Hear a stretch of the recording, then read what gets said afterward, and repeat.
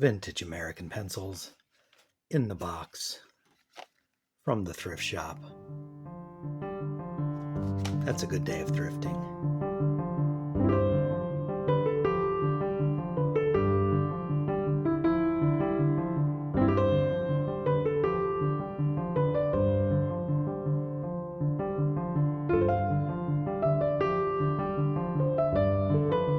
Hello everyone.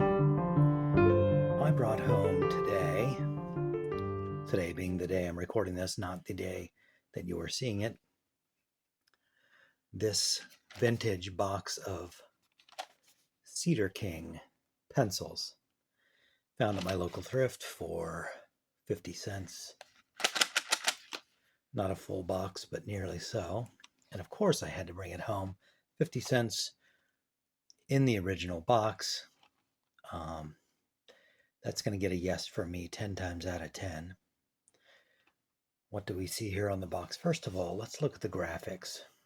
Exclusive fuse text processed lead. So fuse text must be National Pencil Company's term for whatever bonding process they use to affix the graphite cores into the wooden slats.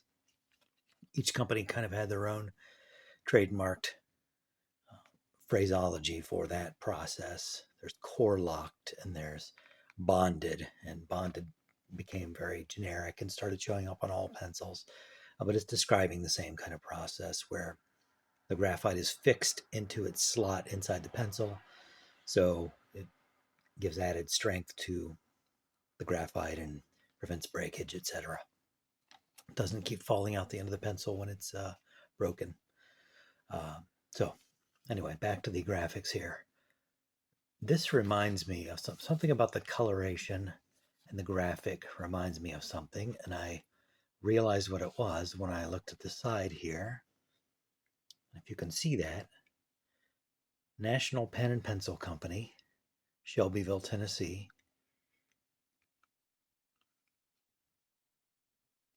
Can you see that? U.S. Tobacco. Manufacturers, subsidiary of U.S. Tobacco. Looks like a cigarette box to me. Something about the graphic design, maybe just because of the age of the pencils and the, when I was seeing ads for cigarettes when they were much more prevalent, that was during this kind of era. Although this probably predates me. Maybe not. I don't know when these were manufactured. I don't see a date anywhere on it. Back to the packaging here. Shelbyville, Tennessee is the home of Musgrave Pencils, which were making pencils at the time that National was making pencils there. And they still are making pencils there, although National is long gone. National Pencil Company out of Tennessee was founded by a gentleman named Linton that also founded the Linton Pencil Company I've discussed on this channel before, also out of Tennessee. That's a lot of background material. Let's just open this box, this fine looking box, and take a look at the pencils themselves. Turns out there are 10 rather than a dozen. I'll accept that. Let's turn them around so the print is in the right orientation. And we'll inspect one a little closer here. So in foil print, we see fuse text, Nationals Cedar King, USA, and number 2. And it's all in kind of a coppery gold foil, printed very nicely on this traditional yellow pencil. I am presuming with a name like Cedar King that these will be fine American cedar pencils. Strangely enough, the erasers do not feel that hard. I'm kind of surprised. Here the ferrule we can see is pressed on and not, there's no puncture marks where they've crimped it. So presumably glued on there. The rubber still feels pliable. There's a brown band on the ferrule. Very nice looking pencil. In looking at some of these earlier, it's going to be hard to see in this light. I apologize. The paint has suffered a bit over the years and is cracking just from age. I don't know if it's visible in any of the facets here, but take my word for it. On some of these pencils, the paint is cracking a bit. So let us take one of these and sharpen it up and see how it writes after all these years, however many years that is. Sometime before the 60s likely, or up to the mid 60s. I am going to use the claw, and because I don't want to damage the finish on this lovely pencil, I'll protect it with a Post-it note. It's a trick I learned. So otherwise, the metal teeth on this sharpener just destroy the finish on pencils. You know, destroy is a harsh way to put it. They leave indentations.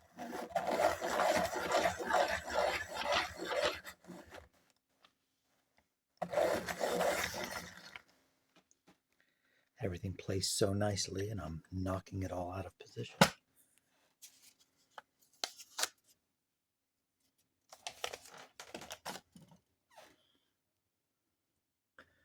Not a bad point.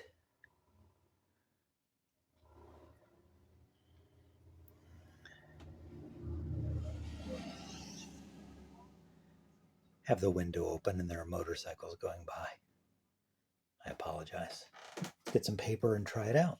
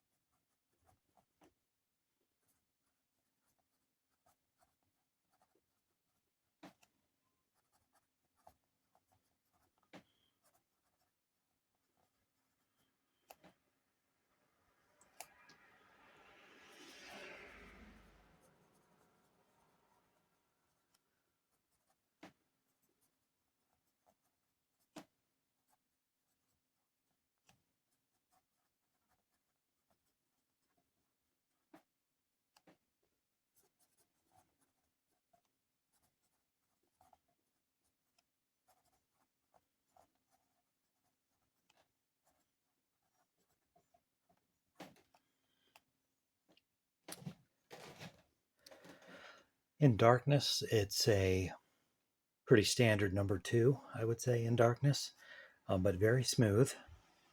Not at all scratchy, I don't think. Maybe you can hear a little bit of a scratch, but smoother than your average number 2 pencil. Just based on its feel on the paper.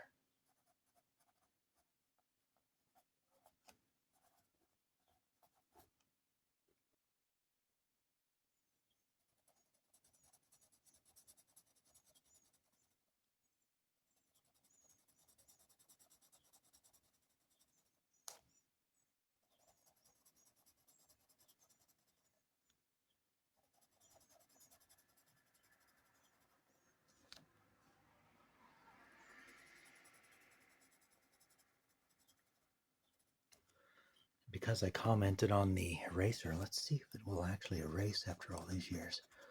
Wow. Okay, I'm going to have to do a little more research on how recently these could have been manufactured. I don't think National was making pencils, certainly not this century, but I think I had thought they stopped manufacturing pencils in the 60s or maybe 70s. Maybe I'm wrong, because I can't believe a rubber eraser would still work after all that time. I've never seen that before. And not just work, that did actually a pretty good job. Better than most new erasers. Whatever formulation of rubber they're using, assuming it's actual rubber or latex or something. Very impressive. And just a fine looking pencil. So, National's Cedar King Pencils in the cigarette box looking packaging, subsidiary of U.S. Tobacco. Fine pencils with a surprisingly nice eraser. Handsome pencils in a smooth number 2. You see them in your thrift shop for 50 cents, that's a no-brainer. And however else you can get them, they get a solid recommend from me.